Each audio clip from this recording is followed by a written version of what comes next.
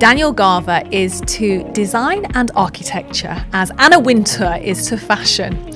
Considered as the bastion of the design industry and the go-to brand strategy advisor, I'm in the presence of Italian design royalty. Daniel is he's a really nice guy. He loves his family and moonlights as a patron of the Design Museum.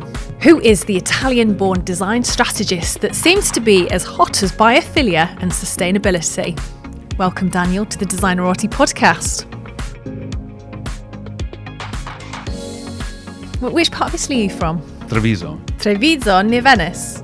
Treviso is near Venice, yes. It's where, now this is a funny story. So Venice, at a certain point, I think, there was too much of a party and, people were having too much fun. So church started to build churches everywhere. And these guys moved to Treviso to have fun. So today, if you go to Treviso, you'll find lots of streets called after, let's say, Road of the Beautiful Legs. Or when I was living there in Treviso, I was living in Love Castle Street. So it's a city centered around love and amor. That's very Italian. My dad was Italian. Yeah. Romantica. Very romantica, lots of love and lots of wine, because there's more osterias, there's more bars than anything else over there. So is that a fact? Yeah. For a certain time, they had this event called Ombralonga, which is ombra is the slang word for glass of wine there.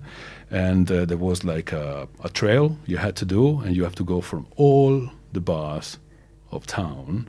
And if you manage to do that and still being alive, you could get an award. So definitely Treviso is a city of with a big tradition of parties and joy. And the last thing I'm going to tell you about Treviso, there's a beautiful fountain called the Boobs Fountain. Boobs Fountain. Yes, exactly. It's called La Fontana delle Tette. Like décolletage.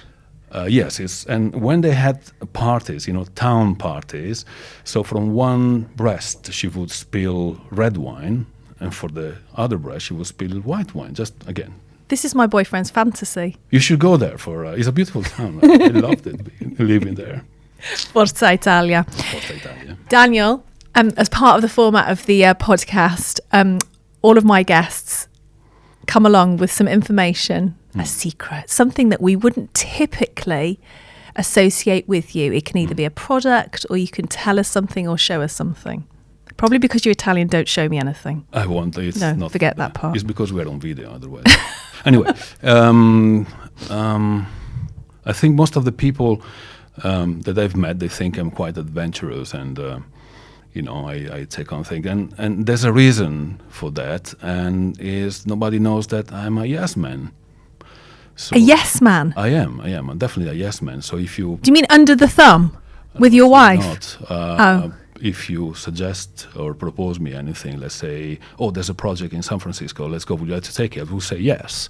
That's why my, let's call it career or experience in this industry has been very diverse, and I have absolutely, my excitement comes from... A place of yes. Yes, place of yes. And, like the movie, I think it was Jim Carrey, there was a movie called Yes Man. In that sense, it's like life is definitely more exciting, at least for me, if you do, all the time different things. Now that's fascinating, because your psychology, what you think, affects your physiology. So I wonder, when you say yes, how does it make you feel? Physically, I never noticed, but I will next time, because it will happen again, definitely. But mentally, there's like a movie starting in my hand, and I see whatever project is being proposed to me, unrolling. And I really, I'm already there, making it happen. So, yeah. Have you ever been offered anything that, even though you've said yes, you've thought, oh my gosh, no? I am Workwise, scared. Workwise, maybe not. On a personal level, yeah, a few times. You want to share? But anyway, no, maybe not. So you're originally from Treviso. Is this the right pronunciation? Treviso, yeah. Treviso. And how are you here? So the reason why I moved to the UK is because at the time I was working for a company which is based in Treviso called Harper, and it's an Italian furniture manufacturer, high-end, I would say. Because your background is not in design, is it? Your studies are in marketing and PR. Correct. I have a degree in public relation, and I started in the design world because of my uncle. At the time, he was importing Poltrona Frau in Spain. He's married with a Spanish girl, used to be married. And at the time, he said, I just finished university, and he said, if you want, I can ask a company if they're happy to offer you an internship. And I did. I had no clue about the design world. I mean, for me, a chair that costed at the time, I don't know, £1,000 were like, what? But then, you learn all the dynamics, and I really, I really fell in love with this world, and still I am today. All the manufacturing, the prototyping, the whole idea behind it, and this romantic communication with the designer, and things that are happening. And it's still hands-on. It's not theoretical. Yes, you can draw a beautiful product, but then you need guys with experience to make it happen. So you see this famous architect, for example, any famous architect, star architect, going there and having this dialogue with a guy probably is like, I don't know, 70 years old, maybe missing a couple of fingers, and with a white apron, telling him off. And this guy is respectfully following whatever this guy says, because this is experience versus concept idea, and the two together makes sometimes some beautiful products. And I think then the company Poltrona Frau at the time asked me to stay, and then this is how I started in this world. And when I moved to when I started in Harper, I was taking care of some foreign countries, Middle East, Spain and Portugal. And at the time, Harper was literally booming. It was one of the best, most successful Italian companies at the time. And they've decided to open some kind of, we can call it like ambassades abroad. So ambassades meaning showrooms. And they said, okay, let's bring our collections, our companies to key places in the world. And the first one was London. And they started with and they still have this beautiful showroom here in Clerkenwell, by the way. And they started by hiring this big guy from the London here, from the industry. But it didn't work out because at the time it was too advanced for them, and they were too unexperienced, let's say, to have this kind of dialogue with this person, which again is nothing wrong, it's just different timing. And so they look inside the company. The only one that could take over the role at the time was me. I was the only one that came, that was hired from different experiences at the time, from different other companies. So in Italy, what was your function within the company? I was taking care of like some foreign markets for them, and they said, would you like to, move to London and open the UK branch for us? And I said, yes, because I'm a yes man. I said, yes, fantastic. And I see the whole thing.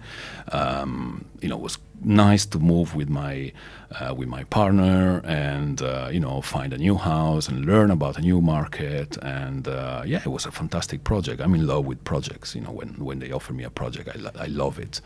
To tackle it and bring it to towards success, and I did, and it was a fantastic ride. Let's say very hard, but very rewarding. Why do you consider it a success? Why do you consider it rewarding? Because we arrived with no experience of the market. We didn't know anyone. I had to actually interview and hire the whole team and start by scratch. I was touring, architect practices with 5 or 6 like tote bags full of catalogs, and literally, like those sales reps of Hoovers that they throw the ashes in your door and then they say, oh, let me clean it. It was kind of the same thing, and we started from them, but we were. Me and my team at the time, we were so, enthusiastic about this new project that we managed to create very, very solid relationships, professional relationships. That some of them they turned into friendships with the design community here, And I think we also had a very humble approach. Most of the companies that come here and they have this very, I won't say arrogant, but like very aggressive. Oh, we are the best, or what we do is great, etc. We were maybe humble and opening our doors and welcoming you in if you wanted to, check us out, and there you go. And also we were very smart in, I think at the time, in becoming friends with the RABA, with the Design Museum, with some institution that could, amplify our message and our presence here. And you're considered to be integral to the brand's success in the UK. So you actually increased the turnover of the company by 50%, 30%? Well, actually, we started by with a very low, turnover. Not very low, but not like amazing turnover. But I think after 2 years, we were able to, account of a third of the global turnover of the company, not invoiced particularly in UK, but definitely specified here. So we won some rollout projects.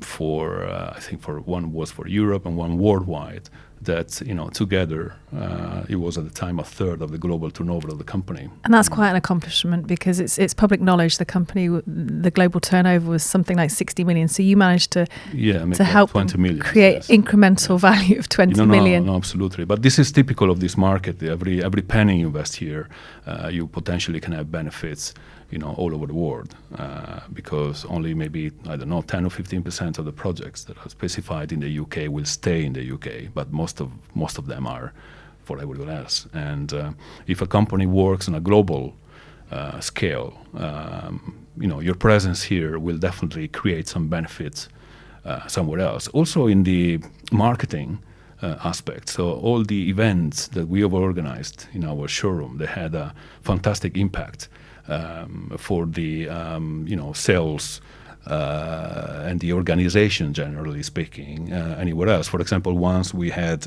Norman Foster in our showroom that I think he never visited any other showroom in Clerkenwell, as far as I know. And I remember it was an interview that we have organized together with Johnny Tucker. At the time, he was the editor of Blueprint. And we wanted to have a filmed interview. So I've asked Johnny, can you put yourself next to the window, so once you're talking to your guests, you can see the, double-decker bus, or the black cab, passing by. So it makes it so more, it's London. It's London, makes it more, like the American talk shows that you see the traffic on the background. And I remember all the Harper reps all over the world, they were seeing their clients like in France or in Belgium or whatever, and say, oh, we had Norman Foster in our London showroom. And that definitely helped to, increase the credibility of the company worldwide. And you've become almost an icon in the market. You've become the man that is known. You're the man that has the ability to see the potential in a brand, in particular how to add value, how to create something new and fresh through the use of relationships and narrative. Well, thank you for this feedback. I think because I really like to think out of the box and see collaborations, even if they don't make sense. What's the deal with collaborations? Why are you so hot on collaborations? Because it is my passion. I like to, on a personal level, for example, I like to put together people, meaning not couple them, but professionally speaking. For example, if I see that you could benefit from a contact I have, I immediately think, oh, you should talk. I should introduce you to, to this guy or this girl, of course. And for brands, in the same. Why don't you create something different? Especially because this market is really, really competitive. Unless you stand out, but with a meaningful kind of action, not stand out just, for the sake of standing out. With someone which is proper for your brand, and it makes sense, that gives a little bit of insight of how you think as a brand. What is your vision in the market? Why should we make another chair? Or Why should you? What do you think about the current political situation, for example, or what do you think about inclusivity or diversity or equality? Then I think of creating something that could attract your audience and say, wow, I like how this brand behaves in the market. Tom Ford has a famous saying, your network is your net worth. Yeah, It's absolutely. good, isn't it? I totally agree. I recently met this very important Italian investor, etc. And he said, my grandfather used to say, to be successful in business, you need friends, friends, and friends. So there you go. But your network definitely will make and define your success story, definitely. So who are your best 3 contacts? Best 3? Well, I wouldn't know. I wouldn't be able to tell you 3 names, but I have more than 3, definitely. Let's say that I have more than 3 best contacts.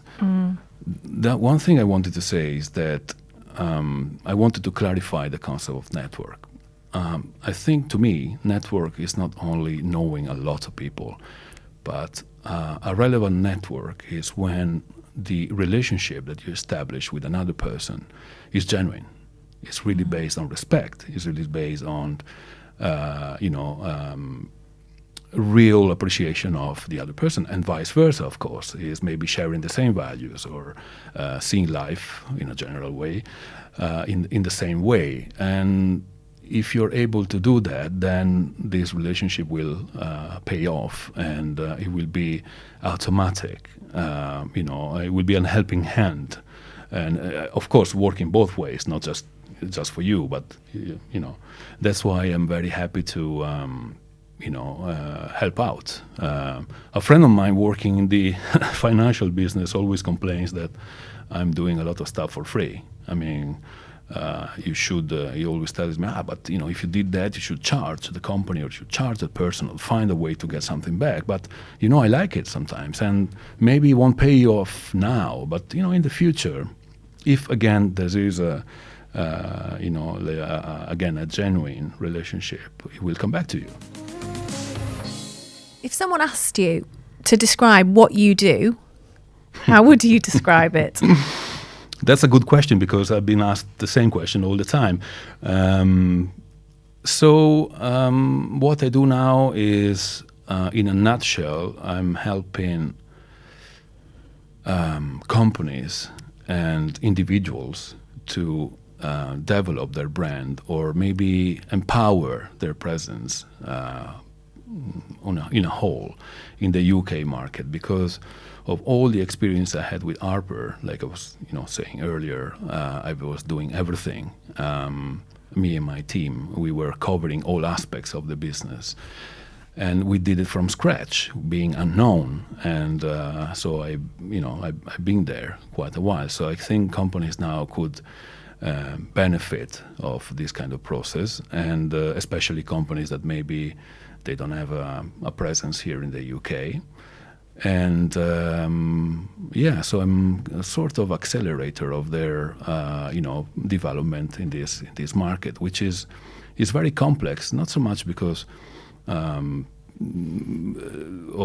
particular reasons. It's because you have to think that every company in the world, I'm talking about Botswana or Quebec or any country, they want to come to London because of the presence of architects, and because they know that if they're here, it's not, like we were saying earlier, a project for London, but it could be the new headquarters of Apple in the US, or it could be something in the Middle East, or it could be something in China. Well, not now particularly, but hopefully it will resume.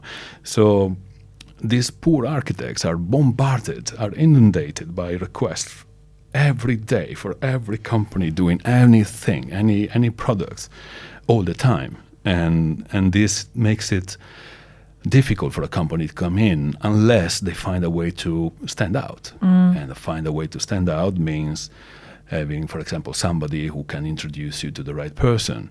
But again, that is also tricky because you need a narrative. you need a content, you need a design culture to be, it needs to be relevant and meaningful. The introduction cannot just be like, oh, let me introduce you my friend who does furniture. It needs to be, there needs to be a reason behind it. Like we touched a little bit upon earlier. Nowadays, I think it's more important the brand rather than the product. So it's more important, again, how you as a brand think, how you act, what is your vision, the future, why should I use you versus another brand? Because then the architect needs to tell their clients. And for example, the financial aspect of a brand changed dramatically. Maybe 10 years ago, it was not even an issue. But now, me as an architect, maybe I want to know that this company is not, going bust next year, because then the client will come to me. And architect practices are becoming more and more commercial companies as well. There's people, not in all of them, but a lot of them, they have people going out looking for business, or there's some dynamics that are changing, and this is another aspect that I like a lot about this market, that you see changes in real time almost. What worked a few years ago, it may not work today. Can you give us an example of a brand that has attached a successful lifestyle narrative to it? There are many examples, but I think in general we can say that the trend for brands is to open up more, and this, I think, the pandemic helped a lot. For example, generally speaking, the impossibility to meet during the lockdown, or to see clients, or to travel, they forced brands to use more the digital. For example, I remember 2 years ago, the first lockdown, there was a boom of Instagram lives. All companies had, a direct contact with their clients, or stakeholders, whatever. And normally you had a CEO, or maybe you had a main designer, talking about what are their plans, etc., etc. And they found out that this would put the brand, closer to their audience, and also they could control who's watching what time, for what device, etc., etc. So also that was a part that they liked very much. But apart from that, the point I'm trying to make is that they open up more. So people finally had the chance to know who the CEO is, who the main designer, yes, and to have a direct contact. Because if you go to the, let's say, the Milan Furniture Fair, which is the biggest worldwide appointment in the calendar for the design industry, you rarely got to meet as a normal person. You really, don't get to talk to the CEO, or got even closer to the main designer, or to the, famous designer. While during the pandemic, you had it on your phone, on your screen, and they really, I think, understood that that could be a fantastic opportunity to tell more about them, and then of course the products and stuff. But we are in the era of the followers, so if I don't like you first, it's very unlikely that they go and see what is your product or your collection. One of my favorite success stories is the it's not related to furniture, but it's fashion. So remember years and years ago, maybe, I'm 49 now, but maybe when I was 15, I remember going in shops and they used to sell skirts, T-shirts and shirts, and then suddenly there was the whole era of pret-a-porter, and they would blend all the different clothes in places like Marks and Spencer's and John Lewis, and they would put the skirt with the shirt with the shoes, so you could actually see how you could wear the whole item together. And I was involved in Harrods, the fourth floor. They also invited me in because they used to have the products in separate product categories, and they wanted to create something different. So we created the lifestyle sections where you would put the light with the chair, with the stool, with the table, and people could imagine from all the different brands, ooh, I could actually create this look. Yeah. So experience is another aspect that is starting to be more present in the industry. More, let's say a few years ago, if you looked at all the furniture showrooms, they tend to be all the same unless you were an expert of furniture. You barely couldn't make a distinction within one brand or the other. So now there's more activities, that will focus on experience. So if I enter that particular furniture store, I want to also be able to learn about what you do, your style, and I want to be able to maybe picture the same style in my home or in my office or in my retail or yes, or in my hotel, whatever. Yes. And fashion definitely is living on that. I recently went to the new Balenciaga store in London, and it's definitely you enter, and if you're a fan of Balenciaga, you feel at home. So this is what some of the main brands in the industry are also trying to replicate. So where are you getting your inspiration from then? I think most of my inspiration comes from people that I meet. I like to meet, like I said, I'm a yes man, so I go everywhere. If I get invitation, I go, and I like to make new experience. I think life is about making new experience, and when you grow old, have lots of memories, so you can relax and live your last your last years of your life, being fulfilled with a nice life you had. And travels, people. I think every one of us has a different. If I can, I take away from every person that I know that particular ability or way to tackle a problem. And so I have these like models in my head from all the people I know. I think everybody has everyone is good in something. And I know people that are really good in, when they have a bad day, they can just turn it around in 5 minutes and say, yeah, whatever, and they go ahead. So I use that ability, when I need it.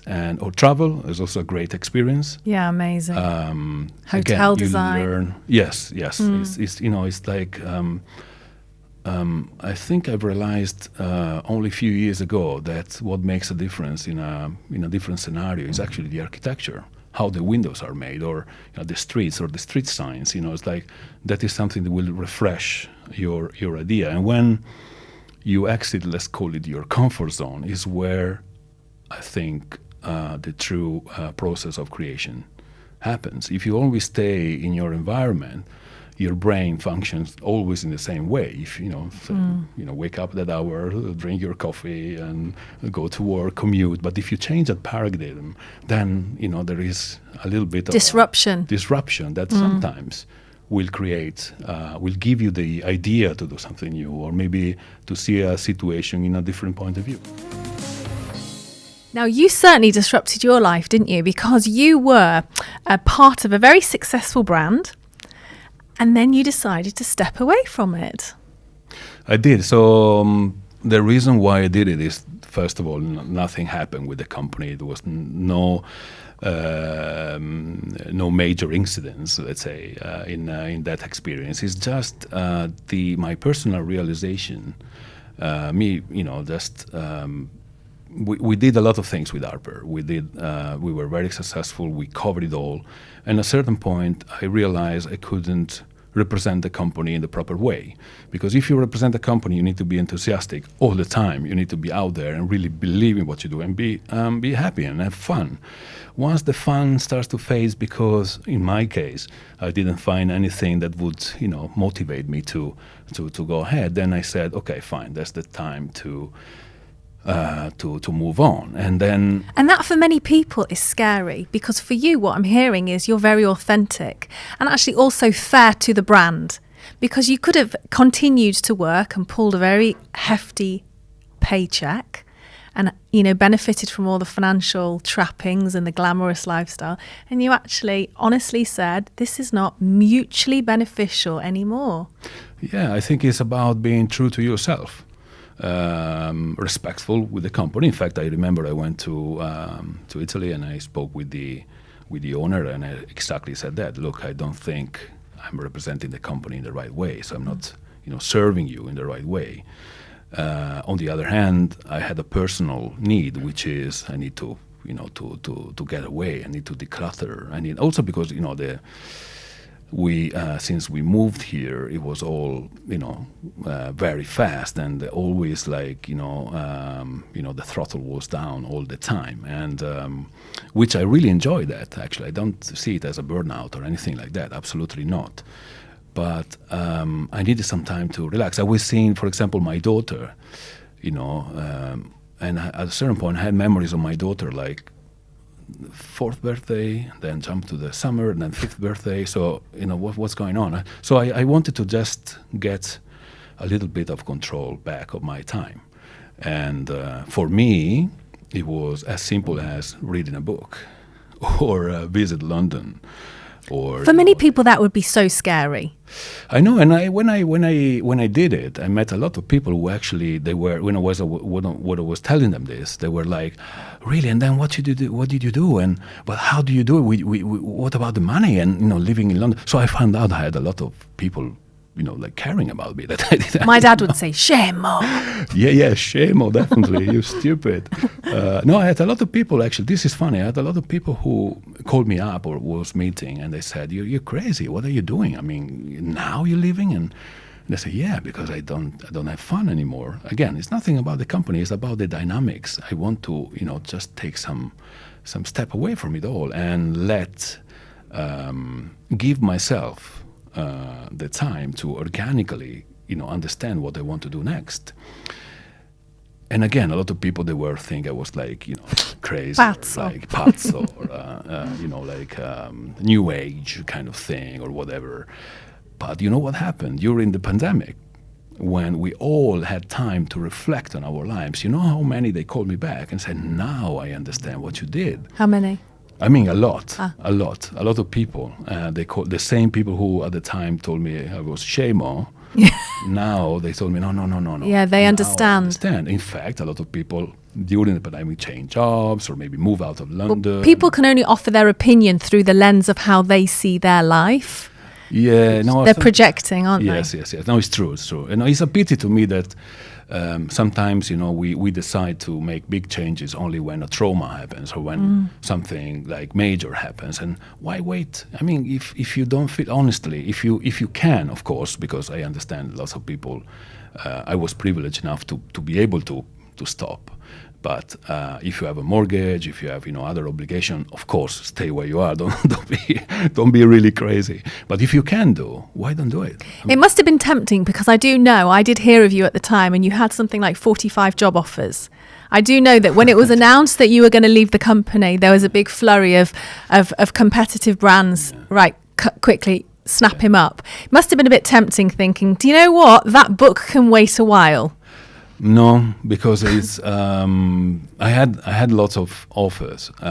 It's true. I went to a lot of coffees and lunches and dinners, but I went out of courtesy, of course, because you always want to keep, don't want to be arrogant. But I wanted also to explain why I left and why I didn't want to join their company. And I was saying it's not about this company or the other company. It's about the dynamic. If I join your company now, I would be fine for 1 month, but then go back to square one. So I wouldn't. Give you it wouldn't be a great investment now. What happened during that period of downtime? So the funny thing is that I don't know why, but it seems like when you're not interested in something, it will come to you big time. So during that time, I was again contacted by lots of companies. Let's work together. I didn't want to work. And now that's amazing. When you don't force something, it comes to you. And I was in a very relaxed state of mind, in a very, whatever, let's call it, whatever state of mind. And I got the most beautiful things happen to me. First of all, I think I've met more people during that year. I spent almost a year without working in London. I met more people during that year than compared to the all Harper years before. Unbelievable. What happens is that when you don't represent a company, people tend to open up. So if you represent a company, there's always some kind of. So I was meeting, for example, when I was working at Harper, I was meeting somebody and they would say, "How's business?" "Oh, yes, very good. Oh, we're doing great." Same person with me not working at Harper. "Oh, it's just shit. It's like we don't know what to do, etc., etc."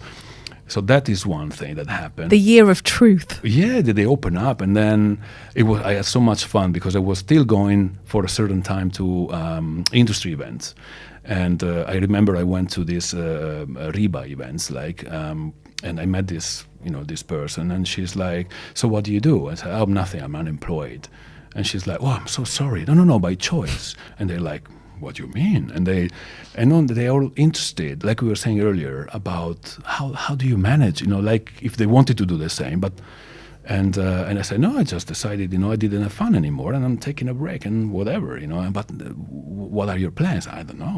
We'll see whenever they come," and these plans were coming, and I ended up working in the Virgin Galactic headquarters in the U.S. in New Mexico, and this came literally out of the blue. I mean, hold on, Daniel. This is massive. This is just massive. One second.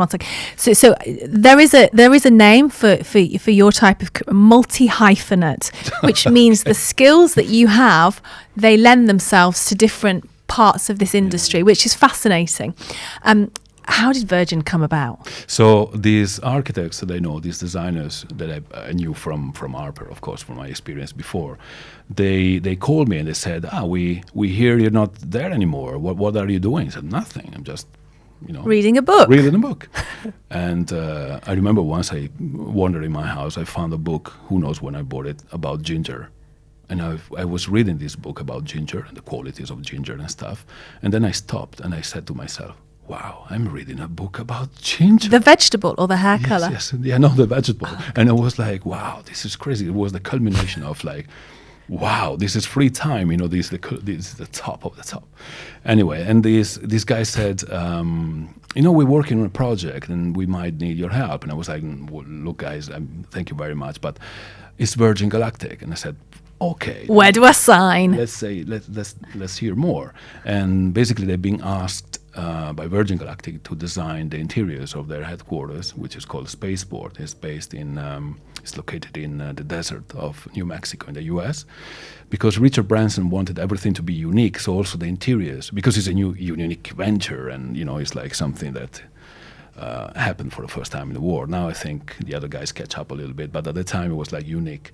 And the interiors also had to be unique. So these guys designed the interiors, but they didn't know where to go and have it manufactured. So they came to me and said, you know all the companies in Italy, not all, but most of the companies in Italy, could you suggest some manufacturer we can go to? And I said, well, you shouldn't go to a brand. You should go to a supplier of the brand. So most of the brands, like an agent. No, most of the brands, they don't do all the products in-house. They have suppliers, specialize in wood or specialize in iron or specialize in other thing. And Italy is plentiful of these kind of companies. They have lots of experience, and I knew them from. Some of them from my time at Poltrona Frau many years ago, where I was a product manager for the night collection of Poltrona Frau. And I've introduced to them, and long story short, I ended up being the middleman, let's say, between the designers and the manufacturers. And then I ended up also going there to make sure that the whole installation and thing was, according to, to the design and everything. So I had the, privilege to be spending a couple of weeks in the middle of the desert in New Mexico, assembling the furniture for the Virgin Galactic thing. What a project to work on. Incredible. But this came out, it would never happened if I wouldn't, leave my job and just, being there open to opportunities and take some space. Yes, man. I said yes, of course. You are the yes man. For any brand looking to enter the UK market, can you give some advice? It's a noisy market. There's a lot of people fighting for to differentiate themselves, particularly in the furniture market. Any advice? I think it's very complicated. Just like we said earlier, there's lots of competition. There's lots of offer. If we stay in our industry, so the design industry, the most difficult bit is that designers here and architects are spoiled. Is not the correct word, but let's say most of the brands, for example, they have a showroom here, right? So if you, as a brand, don't have a showroom here, then of course the designer will say, "Oh, I prefer to go to a brand competitor where I can take the client, of course, and try and see the products." The main difficulty, well, there are many, but let's say the common mistakes, the companies that are not UK based or they're not familiar with this market. And I would also specify, when I say UK, it's mostly London, because there are many differences between London and Manchester, for example, or other areas in the north of England or Scotland. But let's stick to London, where we are. Companies, one of the mistakes they make is that they put all A&D community into one basket. So they tend to consider the same architects, interior designers, architects who design urban landscape, architects who don't do interiors. So they spend lots of time and money into contacting these guys that might be the wrong guys. So, for example, if you are manufacturing commercial furniture, there's no point really to go to a urban landscape architect, because it's not his job. It's designing cities. Or if you are manufacturing a product for a residential products, let's say for the homes, there's no point to go to an office designer, somebody who does commercial offices. And this is one of the most common mistake. Then they tend to treat this market as they would treat their own market. What you're saying is, know specifically what type of architects you're dealing with, that you're doing business with. Do your research. I mean, Reba can help with something like that. You're a patron of Reba, aren't you? I'm an affiliate member of Reba. No, they can help, but if you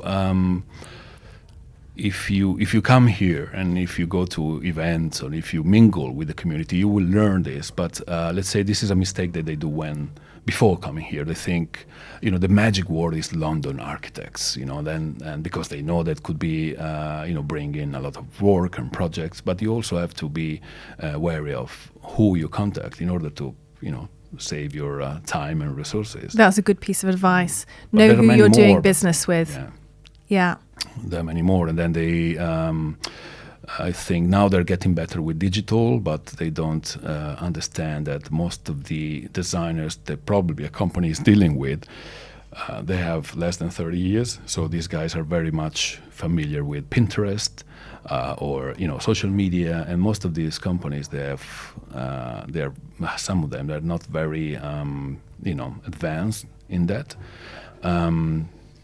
Also, printed catalogs is something that, yes, it's useful, of course, but it's not maybe the only way to represent your company. And then definitely, in order to be successful in this market, you need relationships. So you need somebody who will represent your company here, based here. If you're based here, you definitely have more chances to to be part of the same industry, and then to create the proper relationship with the A&D community, as opposite as living somewhere else, where an architect or a designer gets a phone call once in a while of somebody coming from a different country coming in, and you don't have time to establish that relationship. Final question. What are you most excited about in your future? I am most excited about not knowing what happens, and again, my attitude of being open to things will always stay there. As a matter of fact, when I left Harper with my wife, we were discussing, should we move somewhere else and start it all again?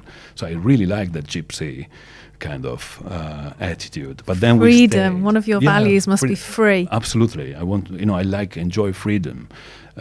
We decided to stay because of my daughter. She's doing the primary schools now. So we said, okay, let's wait for her at least to finish maybe primary, and then we'll see. We will reassess when she's done with that. You told me she wants to be a singer on the moon. That's so cute. Yeah, it's one of her fancy desires. She wants to be the first singer, astronaut singer.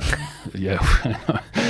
I don't know where she got it from. Dream big, why not? Daniel, thank you. You're welcome. For your time. You're inspirational, creative and motivating. I've really enjoyed it. Thank you so much. You're welcome, guys. If you have enjoyed today's podcast, please do like and subscribe. I'm going to be here every Monday with more exciting guests, and we're going to be challenging design perspectives. See you then.